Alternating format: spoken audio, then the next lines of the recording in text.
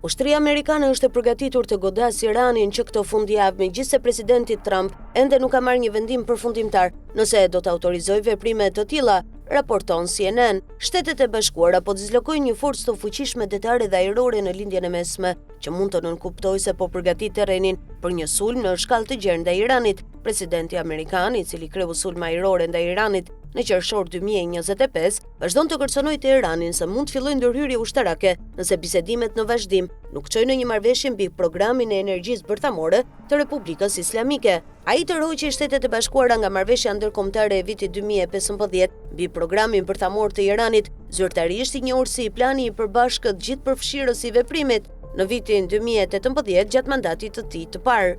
Washingtoni vazhdon të dërgojë 10 anije luftarake dhe avion ushtarak në lindjen e mesme.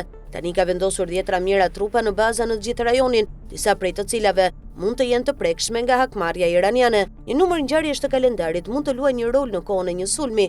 Lojrat olimpike dimrore, tradicionalisht një moment uniteti global, përfundojnë të dielën. Disa zyrtarë evropian thanë se besonin se nuk do të ndodhte asnjë sulm para asaj kohe. Ndërkohë, Ramazani filloi me disa zyrtarë nga aleatët e SBA-s në lindjen e mesme, të cilët kanë lobuar kundër një sulmi nga frika e destabilizimit rajonal. Ata thanë se një sulm gjatë muajit të shenjtë musliman do të shprehte mungesë respekti amerikan. Trump në deklaratat e tij mbi Iranin gjatë javëve të fundit ka bërë pak për të fituar mbështetjen e publikut amerikan ose e Kongresit për një operacion të madh ushtarak në vend. Ai ka lënë të kuptohet një dëshirë për ndryshim regjimi dhe ka këmbgulur që Irani të mos pajiset me armë bërthamore, por nuk ka thënë se cilat do të ishin saktësisht objektivat e tij në urdhërimin e një sulmi.